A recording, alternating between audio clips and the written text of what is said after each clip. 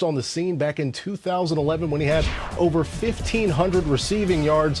His career continued on that trajectory until he had a torn patellar tendon back in 2014. And then rehabbing from that knee injury, he had a calf injury that kept him out for most of 2015, came back, played, scored, had receptions in 2016, but now the news today that he has been released by the Giants. Again, that news coming from Kimberly Jones, who joins us now live on the phone. Kim, the decision surprising to you? Is the timing surprising?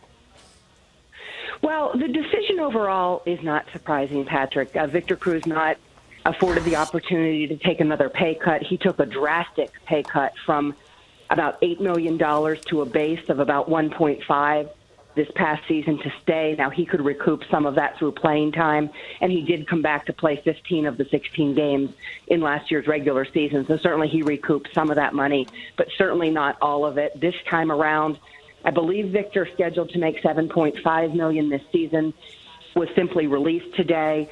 He was told of that release this morning. It'll become official later this afternoon, as everything in the NFL does, in terms of the day that the news happened. So not a surprise. The timing perhaps a little bit earlier than maybe you thought. I guess you could look at it in one way, that the Giants certainly convinced of this decision, convinced that this is the right decision for their franchise, and also giving Victor Cruz as much time as possible to find another home if he does indeed decide to continue playing. Yeah, a guy that's come back from multiple injuries in these past couple of years. Yeah. The decision itself, Kim, if we're looking at Sterling Shepard and the rookie year that he had and the availability of these Giants wide receivers, is this more about their success or what the team saw from Victor? Well, certainly when the Giants drafted Sterling Shepard, they drafted a bit of a Victor Cruz clone when Victor Cruz was at his best. A slot receiver, very shifty, not afraid to go over the middle and make tough catches. Now, you can think of it two ways, Patrick.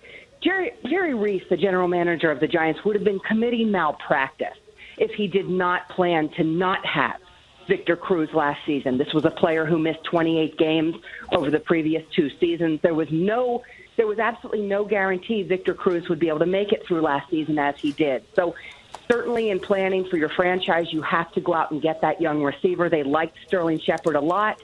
I believe during the regular season in 2016, we saw why. And yes, he is the ready-made replacement. He actually played much more in the slot last season than either Victor Cruz or Odell Beckham Jr. did. So there is that. But you need more than two receivers in this league. The Giants' offense was pitiful in terms of scoring points last season. It remains inexplicable. They don't have a good answer for it, so I can't give you one either.